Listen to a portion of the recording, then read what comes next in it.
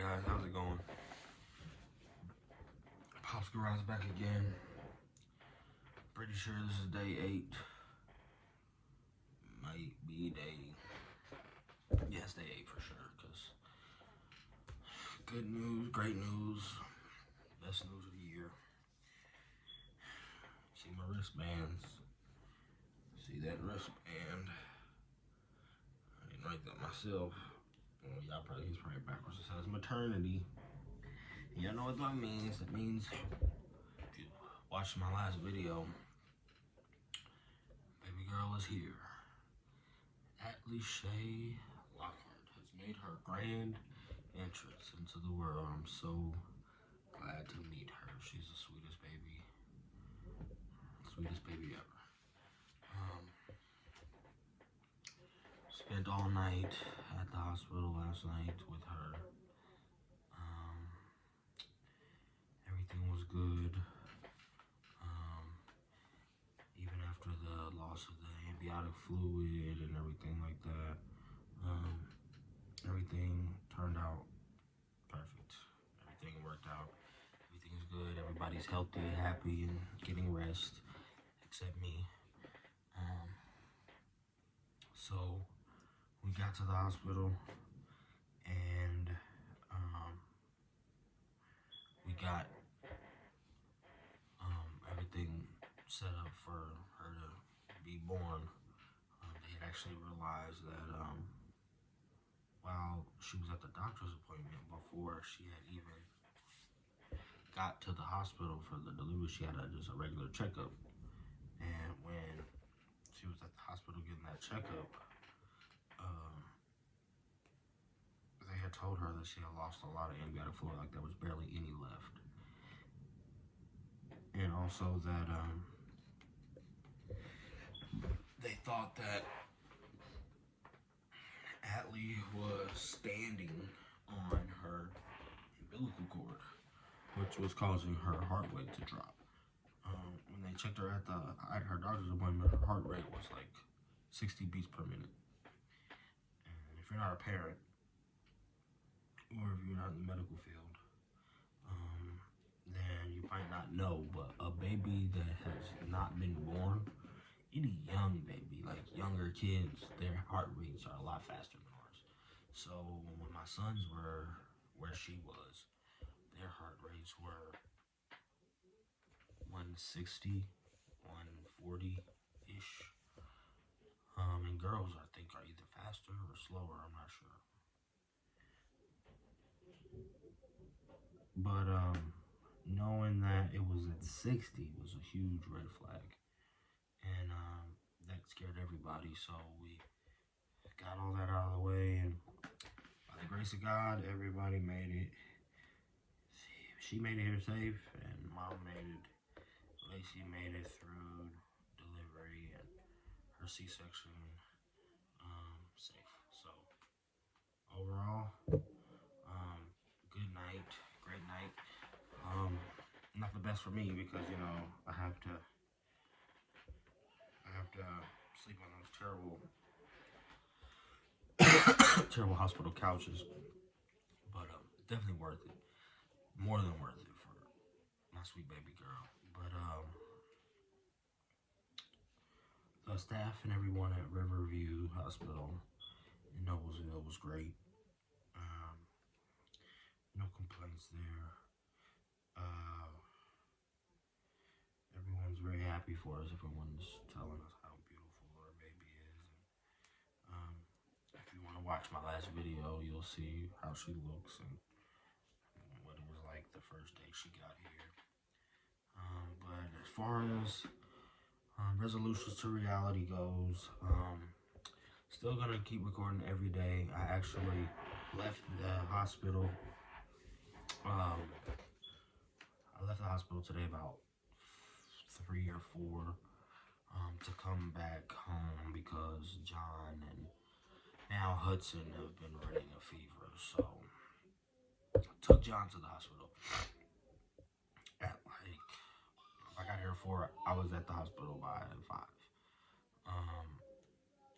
Probably 4:45. It was early. went to the hospital to get him checked and make sure, you know, it wasn't something serious like COVID or pneumonia. Because his fever's been spiking for like since Monday almost. And so took him there, and they take his blood, which was an ordeal because John never got his blood taken. And I had to hold him down for that, and that was so sad. He screamed and hollered. I felt so bad. And we get all our results back, and they say, "Oh, he's good. He's good. He's clear to go home. Everything's fine." And literally, as the doctor is walking out the door to like go get his papers and his prescription for Tylenol and Motrin, she turns around and was like, "Do you mind if we get away?" She was like, "Do you have anywhere to go?" And I was like, "Yeah, I mean, he's hungry. I mean, what do you mean? I mean, I have plenty of places to go, but I didn't say that. I just said, no, why?" And she was like, "Oh, well, let's do a chest x-ray." And I'm like, that's not a good sign. So then I call the nurses after she leaves, and I'm like, "You know, I think I changed my mind about that chest x-ray." And then they sent in another doctor, which is not the first doctor that was initially saying something about the chest x-ray. And she's just like, "Is there anything I can do to convince you to get this chest x-ray? He's gonna really need it. If we don't diagnose him right, then he could go home and have pneumonia and get even sicker." And I was just like, pneumonia, really? Like, I know he's not been around anyone that has pneumonia. I know pneumonia is contagious. So I asked her, "Is there any other way you can test for pneumonia besides the chest x-ray? Because I know x-rays expose him to radiation." Will you shut the door, please? Shut the door. Thank you. So I asked her if there's any other options besides the chest x-ray. And she was like, "No, there's not any other options." And I was like, "Well, if there's not any other options, then I need to think about it or call his mom." What? So I call his mom and I call Lacey, and she says, "Well, just go ahead and do it so we know for sure." Da da da. And I'm like, I mean, I really don't think it's necessary because I know for sure he hasn't been around anybody with pneumonia. But we go ahead and get the chest x-ray. It comes back negative. It's not that. And we stay there for another hour waiting for the results for the x-ray. She comes back in and was just like, well, this different nurse comes back in and was like, "Yeah, we didn't find anything in that, so he's fine. Here's your prescription for your ibuprofen and Tylenol." Okay? You okay? He said, "Here's a prescription for your Tylenol and your Motrin, and you guys are good to go." And I was like, this took way longer than it had to. And once we left, we came back we came back to the house and we got food for everybody. We had some Popeyes chicken. And you wanna go play with your toys? Okay, you can go play with your toys. Go play with your toys right there. Had some Popeyes chicken, and I just ate. It is now 11 o'clock on Saturday night, and I am completely and utterly exhausted. Like, I've literally not been so tired. Like, I literally was laying in my bed watching the Cowboys and Eagles game, and I was like, man, I should just wait and do my video tomorrow and not even worry about trying to do it today, because I'm not going to get it uploaded today, which is hurting my heart because it's going to break my stride. But I can at least get it recorded today, you know. So I'm going to get it recorded today on the 8th, and it'll probably get uploaded on the 9th. But I did upload videos this morning, so I think it might be a little better for the algorithm if I just upload 2 videos tomorrow, which would be today, which is day 8 for Resolution to Reality, and then day 9 to Resolution to Reality as well. What are you doing? You want mommy? Mommy's at the hospital. Don't jump. I know you think you're, yeah, don't do that. I know you want to. You're getting better at it. Don't cry. Okay, you can jump. He's tired too. He's so tired. Come here. Come here. He's so tired. We're all tired. But, stop crying. Hudson Lamar, stop. Stop crying. It's okay. I don't want you to hurt yourself. Stop crying. Come here. Come on. Come on, chunky man. Stop crying. You're so sleepy. But we're all pretty sleepy. But I wanted to get this done and out of the way. Sorry. Because I don't want to break my stride with at least recording it. I don't have to get it uploaded today. It's probably better for the algorithm if I don't, from what I've heard. Because I've already uploaded 2 videos today, early this morning, from Allie's birthday and the kid game. Me and Hudson, we're pretty exhausted, and they're happy to have their new sissy. Are you happy to have a new sister? You happy to have a new sister? You want to meet her? You excited to meet Sissy? Missed him dearly. I missed him so much while I was in the hospital. He's starting to get a little bit of a temperature spike, so we've been watching him closely. But John, he's resting right now. He couldn't hang with us. I just got done feeding him, so probably gonna get everybody rounded up and into bed here soon. But I did want to make sure I got this out of the way and record it, so I could get back with you guys tomorrow about uploading it, because I left the computer at the hospital with Lacey and, you want your ball? You want the ball? Okay, go. You can get the ball. I left the computer with her so she could watch Hulu and whatever if she wanted to while she was up there. And, yeah, good job. And, I'll be back up there tomorrow so I can upload this stuff anyway. But had a really great day, really great night. You know, I can't even express the feeling of meeting my new daughter. It's really just like, it's overwhelming, you know. Me and Lacey were having a conversation last night about how one of her friends that she knew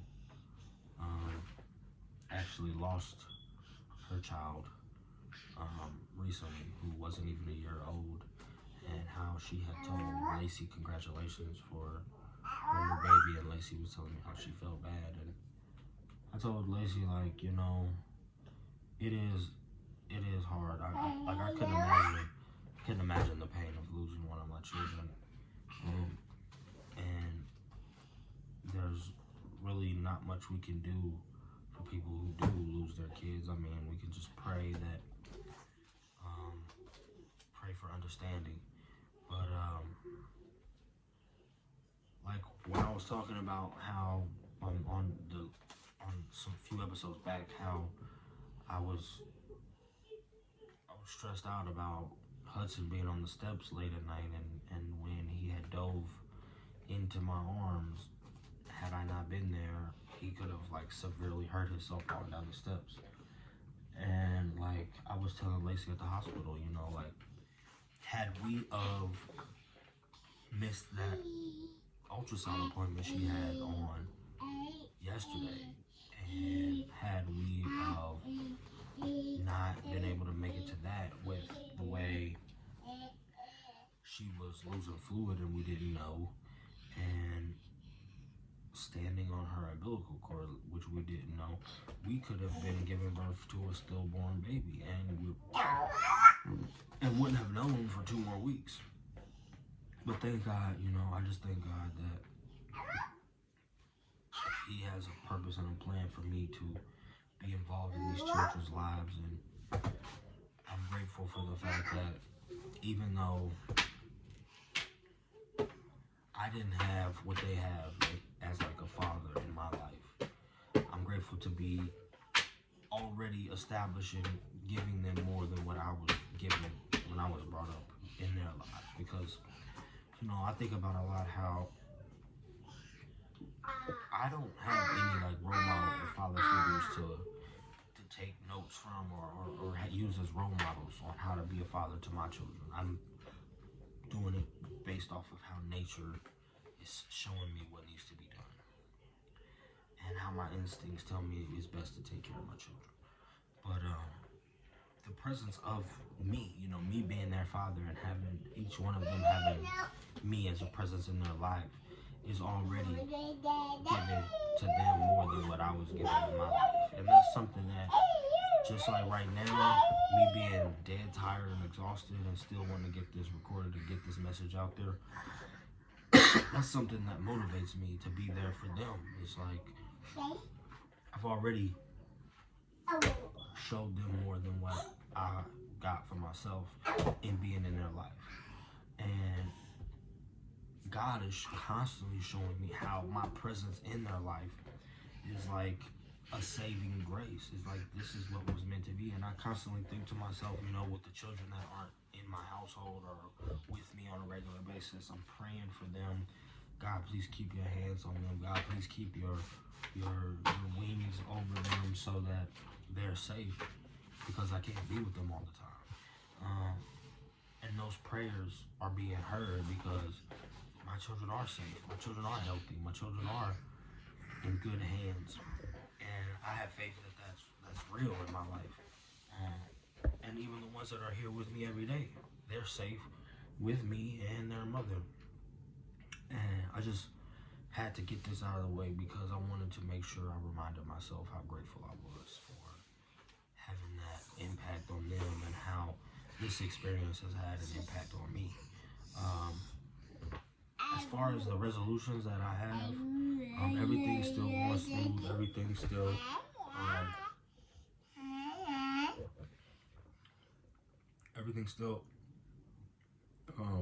the way it's supposed to be. You know, still haven't smoked. Still haven't, you know, went against any of the resolutions that I have established in the first episode, the day one diary. I think I'm gonna start calling these a vlog instead of a diary, because the diary is kind of gay. I mean, not in a derogatory way, but it's just kind of like not me. I'd rather call it like a vlog. I think that's more up-to-date terminology. But in the first vlog, I've still kept my word on that stuff. The temptation is completely gone. I don't even think about it really. I've kept myself so busy, like I'm like exhausted. But I do think that not smoking has caused me to want to eat more, just a little bit, not much, just a little bit, just out of boredom, and maybe a little bit of a hand-to-mouth complex. But that's not something that I've never had an issue. I've never struggled with my diet or my weight. And I gained weight when I was smoking too, so it's not like I gained weight when I quit smoking. It's a big deal because at least I'm doing one thing right. But you talking about, Huddy? Are you giving me your code? Cause I'm getting a cough. But other than that, you know, I'm just gonna keep chugging along. We have a lot of stuff that we need to organize as far as getting Lacey's stuff and John's and Hudson's stuff and Adley's stuff that we have ready. I need to get those bags packed for them to have from when she goes back to Anderson and stays with her family. Because with being here, I'll be gone all day for work, and she'll be here with a newborn baby and our two younger children, John and Hudson. So she's gonna go stay with her family for a couple months to try to get some help with, you know, she just had a major surgery, so she's not gonna be fully recovered by the time they let her come home, and it'll be easier for her to be with her parents and other people who can help her more than I can than to be here by herself. with all these children and a newborn. So I'm definitely gonna miss them and think about them a lot. And I have a lot of stuff to organize for her to take out to her at the hospital. And I also have to take John and Hudson out to the hospital tomorrow. I'm also struggling financially right now because I'm having some issues figuring out where I'm gonna get, gas for next week in work. I don't work very far from where I live, but I'm running low. And like Lacey doesn't get paid until Monday from her last check, and I'm thinking about maybe selling a pair of shoes or two just to get me by.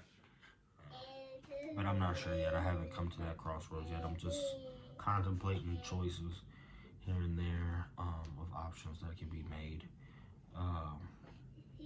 Other than that, I'm just really excited to have done something successfully again. I get a strong anxiety like in the time leading up to a child's birth. I mean, I've done it. This was my 7th time, but it always worries me that, are they gonna have any disabilities? Are they gonna be, okay? Is everybody gonna survive and everything gonna be okay? Stuff like that. And once that has been shown and everything's over with, I'm just like so much more relieved and relaxed. Like, I didn't go to bed at the hospital last night until after breakfast this morning. So breakfast was at 7. I was probably asleep at 8. I slept from like 8 to like noon. And then I was back up helping with the baby, and then I got on the road to come make sure John was okay, because I've been super concerned about John.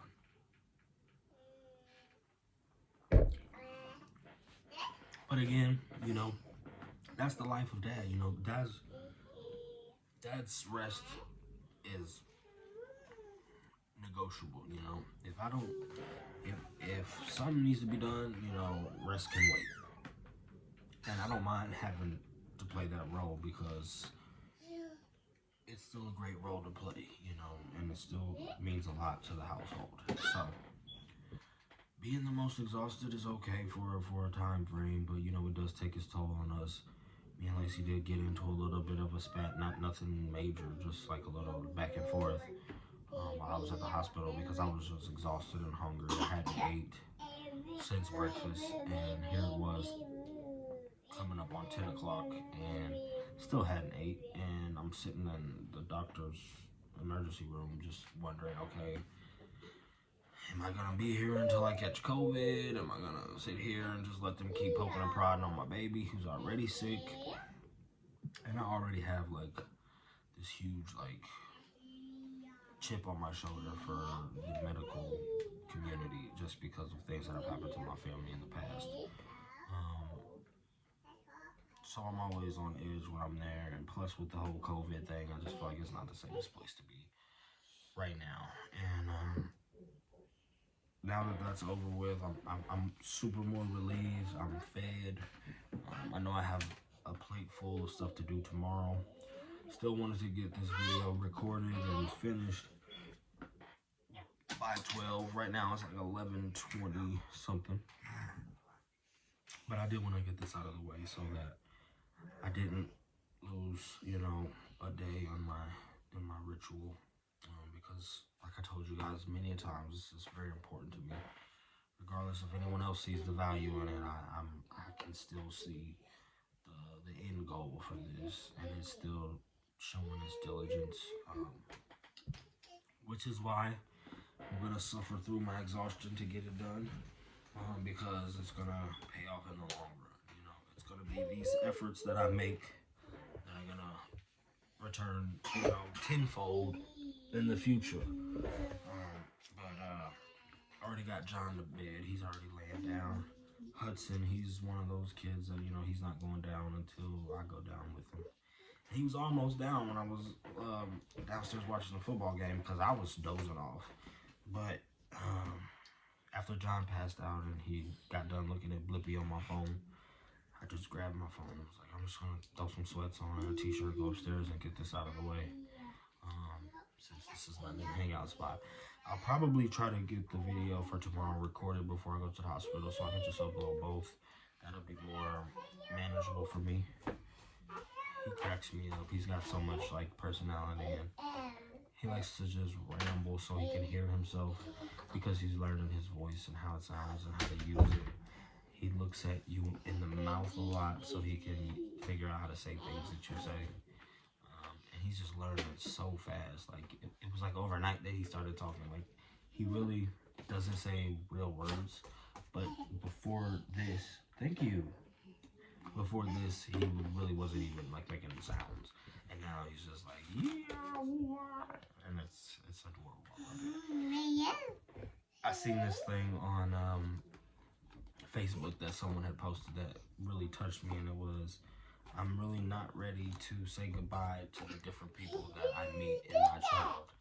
And it's so true. Like as they grow, you meet a new person almost every day. Like tomorrow he'll be even smarter, even faster, even quicker, you know, and it's just great because it's like your diligence is paying off, you know, and he's leaning on me for information to help him get better. And it's like, if I have no other reasons to not give up, not quit, not hold my head down, I can always find my reasons in them. And and I know it's a lot of times that people have all these negative ideals about raising kids and the financial aspect of it. I can definitely see their side of how it looks, but for my personal situation and my personal lifestyle, I'm a firm believer that had it not been for these children, I would be in a much worse place for myself. And that's just something I believe because, I mean, it's just the way the world, I mean, that's just the way the universe is set up on my behalf. And I don't believe in mistakes. So, that's enough. You gonna drink all my juice? You want some more? Yeah, so he's doing like the uh-uhs and all that stuff, and it's just amazing. But like, another thing that I think is super incredible about them is how, as they grow, or the way they develop is quite often determined by their environment. So like Hudson here, he progressed so much faster than John because it was just when John was coming up, it was really in the household at the time, it was just John. So he was really just learning off of himself. But Hudson, having John, Avery, and all the other kids around him constantly, he progressed like crazy, like super fast. And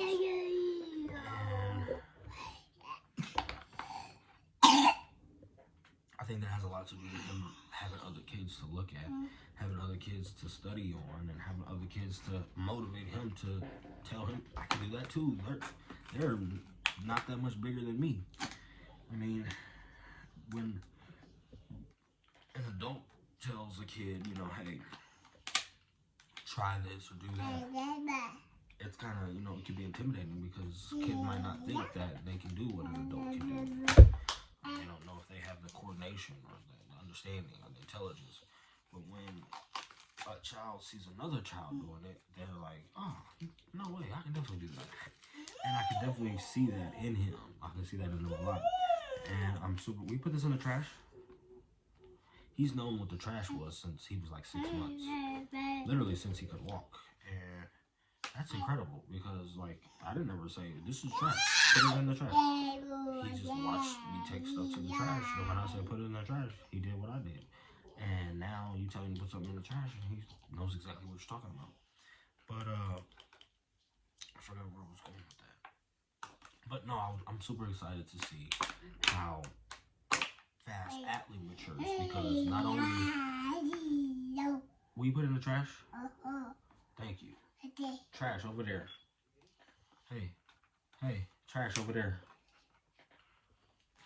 But with her not only being around her brothers all the time and put it in the trash, he needs reminded sometimes because distracted. If I start talking and doing something else, he'll think I forgot to tell him my name. But with Allie being around her siblings all the time, and also being a little girl, because girls mature faster than boys. So I guess that's proven. I didn't read the study, but apparently it's a thing. She's probably gonna mature and advance super fast, and I'm super excited.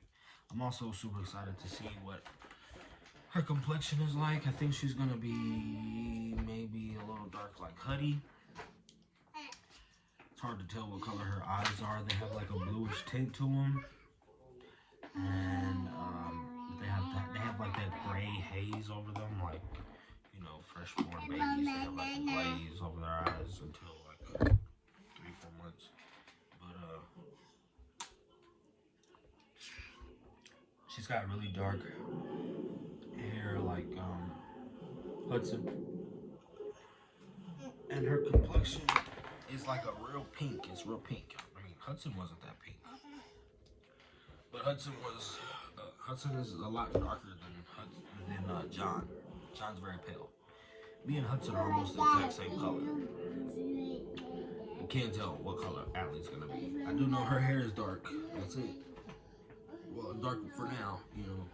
John's hair is getting kind of dark. It used to be like a super bright blonde. Now it's getting kind of dark. So we'll see. I mean, watching these kids grow up has been the best show I've ever watched, and can't wait for more. You know, but you know, we've come a long way, and there's still a long way to go. So I'm just gonna keep chugging along. Really don't have much else to go over. I'll probably think of some more for tomorrow. Sorry, I do apologize to everybody for not being able to get this out today. But due to the circumstances, you know, I'm gonna have to take some time to rest and recharge so that we can get back on course for Monday by tomorrow. So this is part of that. Got a busy day tomorrow. Hopefully I can turn that stress into positive production, because it does kind of stress me out trying to figure out where I'm going to get a little bit of money from. But I'm not very hugely concerned about that right now. I'll cross that bridge when I get to it, and I know I'm more than capable of making money if I have to. And I also know that the time I have here is much more valuable than any money, so I need to use that time wisely.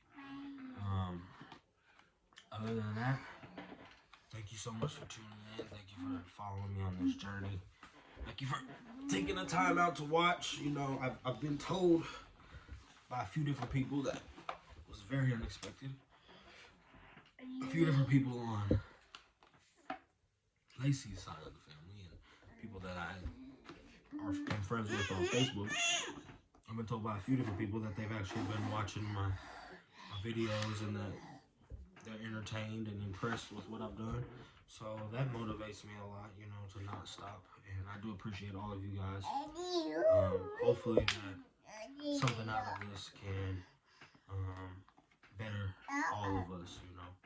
I want to make sure that what I put out there is positivity and informational, and it's honest. And, you know, that's my biggest focus is on making it real. You know, I don't want it to be anything that's like acted out or scripted or make believe. Real life can get ugly, and that's how it is. You know, we all have, you know, things in our lives that we can improve on. We're all works in progress. So I'm not ashamed of the way my life looks or sounds or seems, and I'm not gonna start being ashamed of it. I'm gonna keep chugging along until I can't chug anymore, because, you know, I'm very grateful for what I have, for who I have it with, and I want other people to see that there's nothing to be ashamed of. There's nothing to hide. There's nothing to, you know, hold your head about. You know, we all have the most valuable thing there is on earth, and that's time. And if you have the time to sit and watch me, okay. If you have the time to sit and watch me, you have the time to get out here and make a difference, or try your best to, at least, like I am. And other than that, I'm gonna Get Fat Man back up here so we can say bye. Say bye. You gonna say bye? You gonna say, no, don't do that. You might choke yourself. We're gonna say bye.